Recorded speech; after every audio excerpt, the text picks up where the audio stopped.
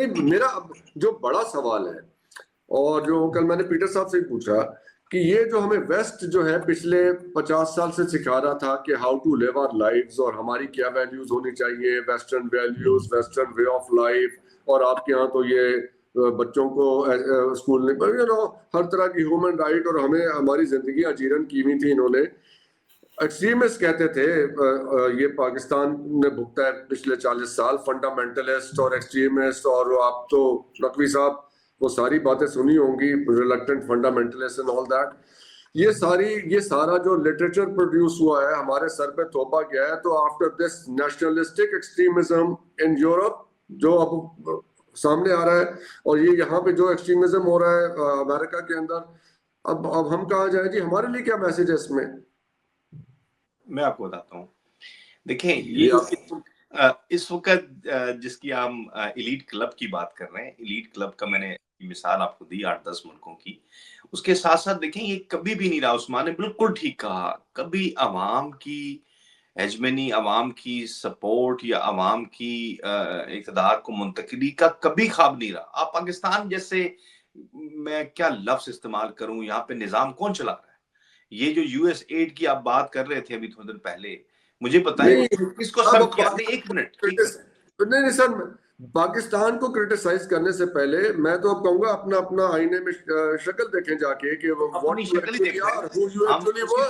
उसी पर्सपेक्टिव में जब हम अमेरिका को अगर आईना दिखाने की कोशिश करें तो हम अपने चेहरे को भी अपने आईने में देखें ना। हमारे आप बताएं, आप 50 साल से आईना दिखा रहे हैं, हम तो थक गए अपनी शक्ल देख देख के। हमारे मुल्क में वो एलीट क्लास जिसको कोई सेंस ही नहीं है, तमीज ही नहीं है, जिसको वो अरबपति बन गए। आप सोचें, ये जो मीडिया क्रेजी है, आप जरा वेस्ट की बात करें ना, हमारे ऊपर तो बहुत तनकीद हो चुकी है। तो ले डॉक्टर हसन, आप इतने खौफजदा मत हो कि फौज सुन रही है। मैं खौफजदा नहीं हूं, मैं ज्यादा इंटरेस्टेड हूं। फौज सुनेगी सर। फौज की एलीट कमांड जो है उसने पैसा बनाया। आपका फेवरेट सब्जेक्ट है फौज की बैशिंग, वो हमें पता है, लेकिन आप हमें बताएं फौज की बैशिंग नहीं मैं कर रहा, मैं सिस्टम की बात कर रहा हूं।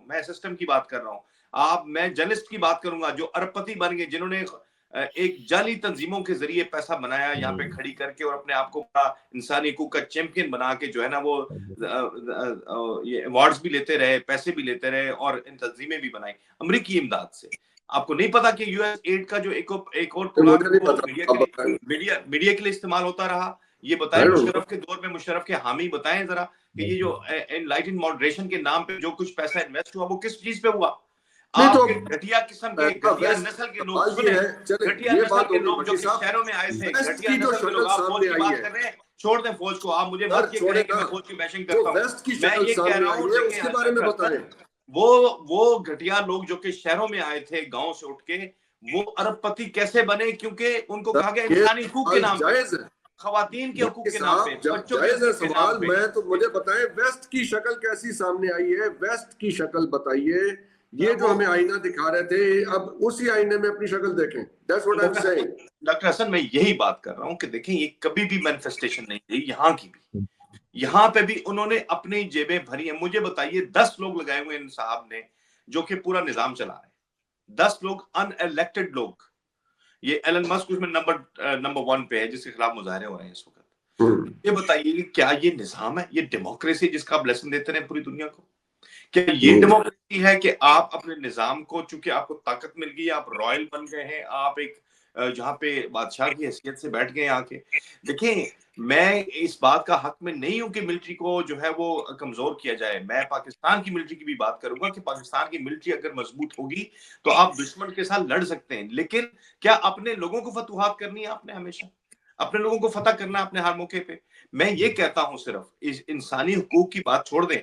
आप बताएं मुझे, अमेरिका ने जो फवायद हासिल किए हैं पूरी दुनिया में ताकत के जोर पर, क्या वो ये फलाह का काम करना चाह रहे थे? वो मुझे बताएं, अफगानिस्तान में 20 साल आपने फलाह की है, वो तालिबान के हवाले करके आगे आप उससे बाकी मिडिल ईस्ट में चले जाएं, वहां पे आपने क्या किया? अभी बुरके उतार के नंगी औरतें मैदान बिठा दी आपने रियाद में, और अभी तो खाना काबा का ये हशर होने जा रहा है, अभी तो मदीना पाक में आपने ये सब ना जाए। ये बात सुने, मैं नहीं कह रहा ये आपकी, ये इसीलिए हम लोग जो है ना, हमारा प्रॉब्लम ये है कि हम चूंकि सच को हम कहते नहीं ये बात नहीं करनी, अल्लाह माफ करे, अल्लाह तौबा तौबा। भाई बात ये कि ये सारा कुछ हो रहा है डॉक्टर साहब, ये सारा कुछ हो रहा है और ये होगा।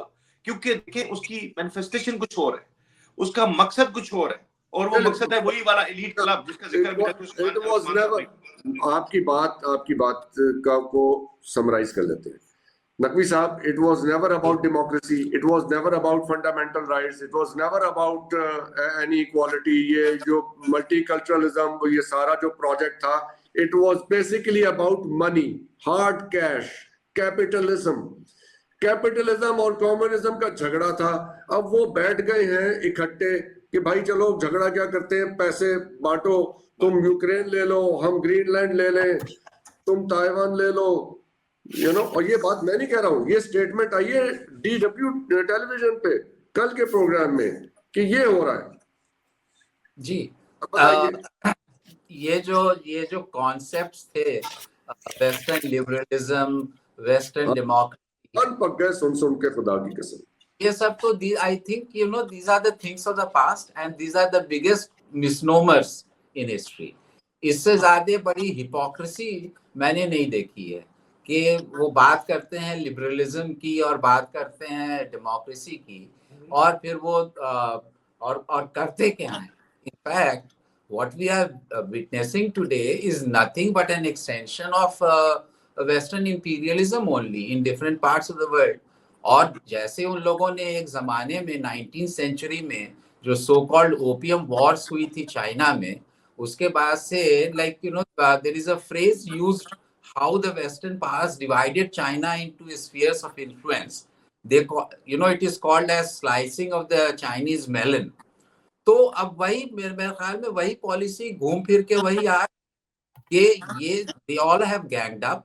एक इन लोगों ने एक इंटरनेशनल एक गैंग बना लिया consisting of all these oligarchs, big businessmen, और through political class or political leadership, now they are trying to establish their stranglehold. They want to capture the resources of the world, whether it is Ukraine, whether it is Gaza. अब ये Trump का ये statement कि वो we will get Gaza evacuated and we will convert it into the Riviera of Middle East. अच्छे बनाएंगे, beaches बनेंगी और दुनिया बदल देंगे। हाँ जी, तो ये क्या है?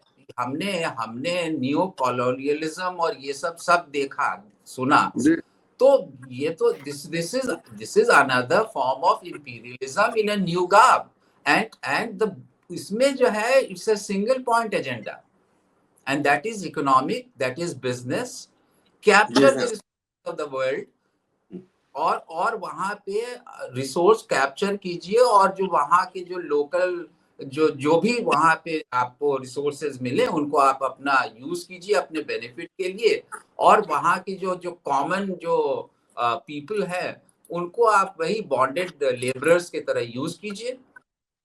History is repeating itself, and this time it is repeating as a farce, not just as a tragedy. It is repeating as a farce, and we can all see that. We can see what is happening. और हमारे आपकी as के लोग, हमने तो we have lived through all this farce, haven't we? ये मैं तो ये कहना चाहूंगा, जो आज हो रहा है वो फार्स नहीं था, जो पिछले 50 साल हुआ है वो फार्स था। That was the real farce, जो इन्होंने एक पूरी दुनिया को। नकवी साहब, आप तो लिटरेचर पढ़ाते रहे हैं, अभी पढ़ाते हैं, आप बताइए कि ये जितनी थियरीज हमने आपने पढ़ाई ये वेस्टर्न लिबरलिज्म की और उसकी बुनियाद के ऊपर ये सारा ये पोस्ट मॉडर्निज्म जो आपने पढ़ाया है, ये जो पोस्ट वॉर का सारा की आइडियोलॉजीज थी, कहीं से रेलेवेंट लग रही है वो बातें आज आपको? वो जो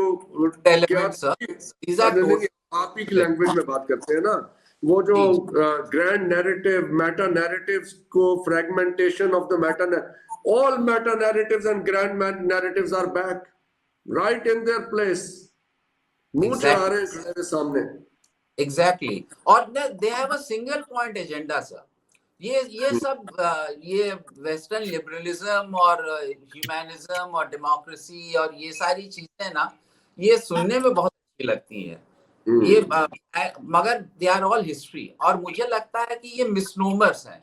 ये ऐसा है कि इन लोगों ने पूरी दुनिया को बेवकूफ बनाने के लिए ये सारे टर्म्स जो है यूज किए। Let's put it like this, अब जब हम आज के बाद बच्चों को पढ़ाना शुरू करेंगे ना, तो हम पढ़ाएंगे कि ऐसे बेवकूफ लोग भी होते थे पिछले 50-60 साल में जो ऐसी बेवकूफी की बातें करते थे। जी जी जी, वो किताबें उस रेफरेंस के तौर पे काम आएंगी। उस्मान शाहिद साहब, हियर वी आर। तो अब ये जो हमारे यहाँ सारा किस्सा था, अब ये कहाँ जाएगा? पहले वो आप ही ने उस दिन ये जोक सुनाया था कि ये जो पहले हमारे यहाँ लिबरल्स होते थे 70s में, वो फिर जब कम्युनिज्म केम डाउन तो फिर ये सारे कैपिटलिस्ट हो गए, लिबरल हो गए। जो पहले सोशलिस्ट थे वो लिबरल हो गए। अब क्या बनेंगे ये? What is the future?